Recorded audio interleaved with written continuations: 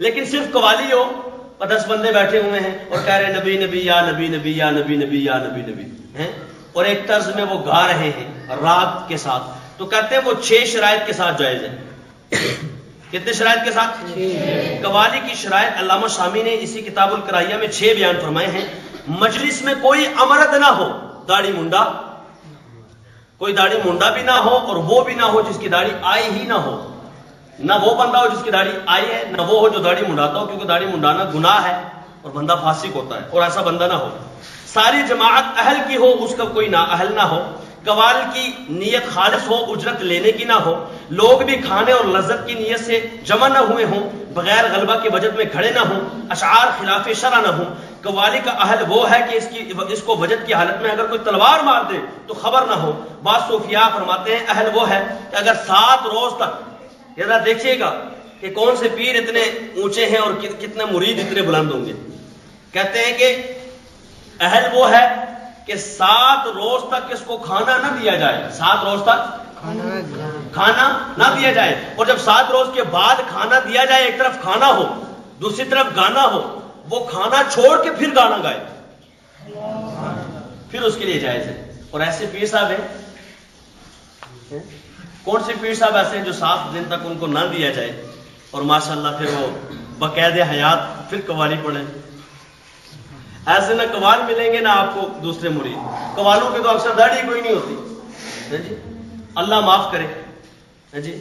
تو وہ کہتے ہیں کہ ہمارے اس گفتگو کا مطلب یہ نہیں ہے، یہ جملہ دیکھیں، یہ نہیں ہے کہ آج کل کی عام قوالیاں حلال ہیں یا عام لوگ قوالی سنیں، بلکہ محض قوالی کی بنا پر کچھ لوگ گالیاں دیتے ہیں، قوالی کو مثل زنا کے حرام کہتے ہیں۔ اس لیے عرض کرنا پڑا کہ خود تو قوالی نہ سنو، یہ کیا کہتے ہیں، خود تو قوالی نہ سنو، یعنی ڈھول باجے کے علاوہ یہ بات ہو رہی ہے۔ اور جن بزرگوں نے سنی ہے ان پر تہمت نہ لگاؤ، ان کو برا مت کہو۔ قوالی، یہ آج بات آپ ذرا توجہ سے سنیں گے تو آپ کو سمجھ آئے گی۔ قوالی جائز ہے، قوالی جائز ہے، لیکن 6 شرائط کے ساتھ۔ کتنی شرطوں کے ساتھ؟ 6۔ پر پہلی شرط آپ یہ سمجھ لیں کہ نہ قوالی پڑھنے والا گناہگار ہو نہ سننے والے گناہگار ہو۔ آج کل کی کوئی قوالی ایسی بتا دے مجھے جس میں پڑھنے والا بھی گناہگار نہ ہو اور سننے والے بھی نہ ہو، ایسی کوئی ملے گی جگہ؟ نہیں۔ تو لہذا پتہ چلا کہ مربدہ قوالی جو آج کل ہو رہی ہے وہ کسی صورت میں بھی جائز نہیں ہے۔ آئیے سب سے پہلے یہ کس نے کام کیا تھا؟ ڈھول باجے والا۔ میرے رب کا قرآن کہتا ہے یا ایھا الذین آمنوا ادخلوا فی السلم ولا تتبعوا خطوات الشیطان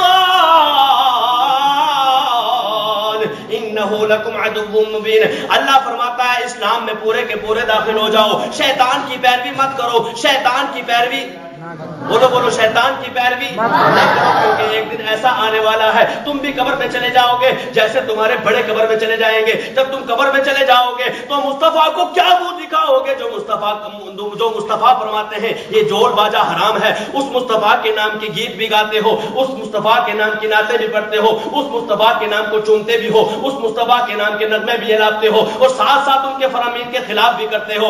آؤ نا سب سے پہلے کام یہ کس نے کیا تھا؟ حضرت آدم صفی اللہ نبی علیہ الصلوۃ والسلام، سارے آدمیوں کے باپ، ہم سب کے باپ ہیں کہ نہیں؟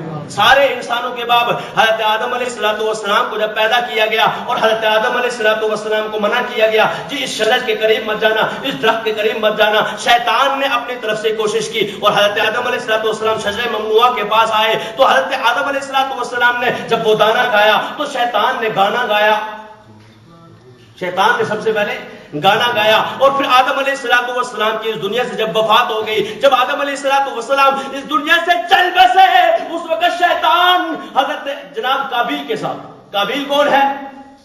جس نے سب سے پہلے قتل کیا، جس نے سب سے پہلے قتل کرنے والا قابیل ہے. کون ہے؟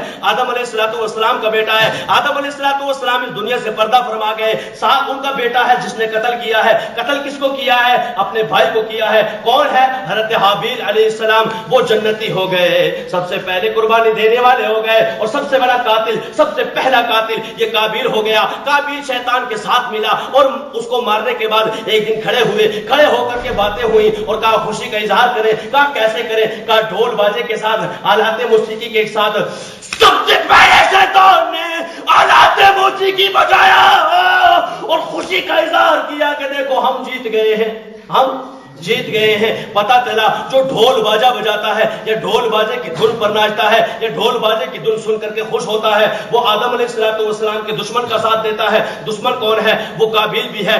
دشمن کون ہے؟ وہ شیطان بھی ہے. اور اللہ فرماتا ہے لا تتبعوا خطوات الشیطان, اے لوگوں شیطان کی پیروی مت کرنا. یا اللہ جب شیطان کی پیروی کریں گے تو کیا ہوگا؟ انہ لکم عدو مبین, اگر تم شیطان کی پیروی کرو گے وہ تمہارا کھلا دشمن ہے, وہ تمہیں اپنے پیچھے پیچھے لے کے جائے گا, اور جہاں وہ جائے گا وہاں تم بھی جاؤ گے. اور شیطان کا ٹھکانہ جہنم ہے, تمہارا ٹھکانہ بھی جہنم بن جائے گا.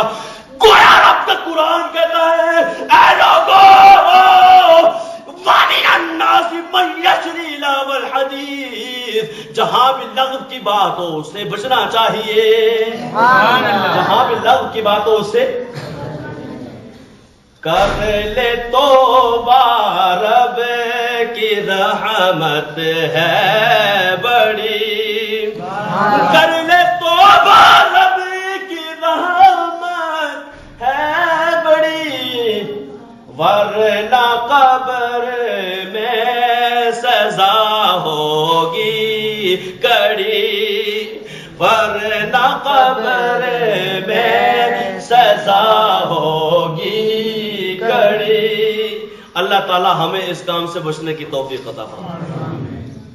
یہ میرے ہاتھ میں کتاب ہے وقار الفتاوی, سنیوں کی مستند کتاب ہے, مستند عالم ہے حضرت علامہ مفتی محمد وقار الدین قادری رضوی. 131 نمبر صفحہ ہے. صفحہ نمبر کیا ہے؟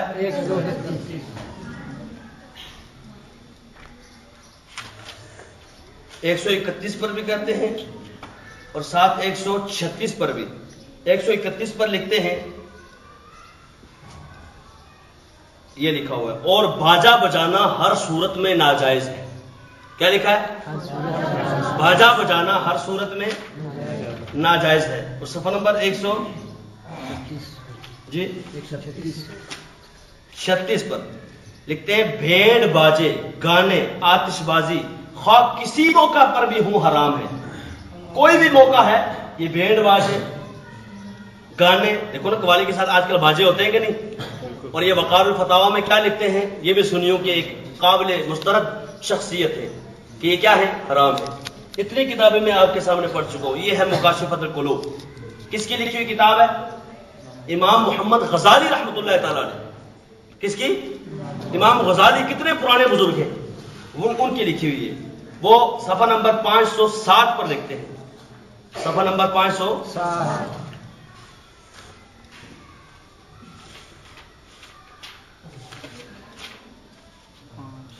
کہتے ہیں یہ بات ذہن نشین کر لیجئے کہ آلات نغمہ و طراب یا تو حرام ہیں. کیا ہے؟ جیسے سارنگی, تنبورا, رباب, طبلہ, بانسری. یہ لکھا ہوا ہے, یہ 4 چیزیں لکھی ہوئی ہیں. کون کون سی؟ اب سارنگی تنبورا تو مجھے نہیں پتا کیا ہوتا ہے, یہ لوگوں کو ہی پتا. سارنگی, تنبورا, رباب, طبلہ, بانسری, فرمایا یہ کیا ہے؟ حرام ہے. اور کہنے والے کون ہیں؟ یہ بھی ہمارے امام محمد غزالی ہیں. اب آگے ہیں, یہ ہے کشف المحجوب. کیا نام ہے اس کتاب کا؟ داتا علی حجویری کی لکھی ہوئی, جو غوث اعظم سے بھی پرانے ہیں. سن 4 ہجری کی بات ہو رہی ہے. غوث اعظم سے بھی پرانے بزرگ ہیں. اور صفحہ نمبر 360 پر لکھتے ہیں. صفحہ نمبر 360 پر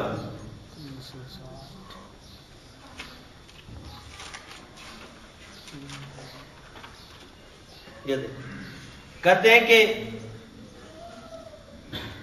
شعر کو خوش الہانی کے ساتھ پڑھنے کا نام گانا, کسی بھی شعر کو اچھی آواز میں پڑھنے کا نام گانا, اور مل کر گانے کا نام راگ ہے. 10 بندے مل جائیں، قوالی جس کی آخنے ہو، مل جائیں تو اس کو کیا کہتے ہیں جی؟ یہ راگ ہے. فرماتے ہیں فقہا اس پر متفق ہیں کہ جب راگ کے ساتھ ساز و سامان ہو، کیا ہو؟ ایٹول